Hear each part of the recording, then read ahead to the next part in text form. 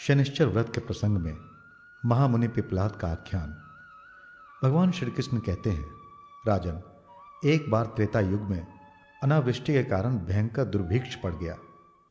उस घोर अकाल में कौशिक मुनि अपनी स्त्री तथा पुत्रों के साथ अपना निवास स्थान छोड़कर दूसरे प्रदेश में निवास करने निकल पड़े। कुटुंब का भारण पोषण दुभर हो जाने के कारण बड़े कष्ट से उन्होंने अपने एक बालक को मार्ग में ही छोड़ दिया। वो बालक अकेला भूख प्यास से तड़पता हुआ रोने लगा। उसे अकस्मात एक पीपल का वृक्ष दिखाई पड़ा। उसके समीप एक बावड़ी भी थी।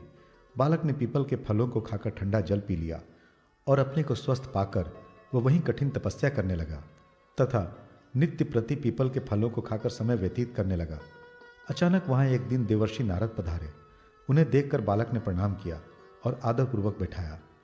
दयालु नारद जी उसकी अवस्था, विनय और नम्रता को देखकर बहुत ही प्रसन्न हुए और उन्होंने बालक का मौंजी बंधन आदि सब संस्कार कर पद क्रम रहस्य सहित वेद का अध्ययन कराया तथा साथ ही द्वादशाक्षर वैष्णव मंत्र ओम नमो भगवते वासुदेवाय का उपदेश दिया। अब वो प्रतिदिन विष्णु भगवान का ध्यान और मंत्र का जप करने लगा। नारद जी भी वहीं रहे। थोड़े समय में ही बालक के तप से संतुष्ट होकर भगवान विष्णु गरुड़ पर सवार हो वहां पहुंचे। देवर्षि नारद के वचन से बालक ने उन्हें पहचान लिया। तब उसने भगवान में दृढ़ भक्ति की मांग की।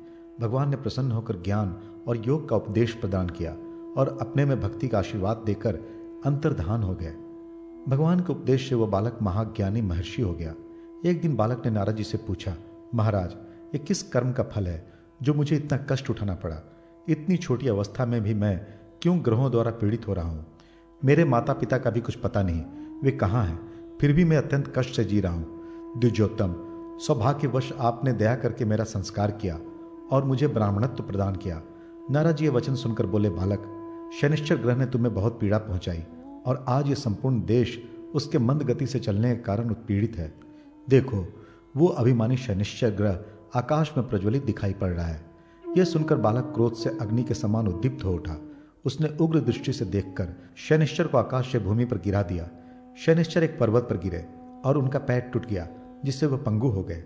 देवर्षि नारद भूमि पर गिरे हुए शनिश्चर को देखकर अत्यंत प्रसन्नता से नाच उठे। उन्होंने सभी देवताओं को बुलाया। ब्रह्मा, रुद्र, इंद्र, अग्नि आदि देवता वहां आए और नारद जी ने शनिश्चर की दुर्गति सबको दिखाई। ब्रह्मा जी ने बालक से कहा, महाभाग, तुमने पीपल के फल भक्षण कर कठिन तप किया है, अतः नारद जी ने तुम्हारा पिप्पलाद नाम उचित ही रखा है।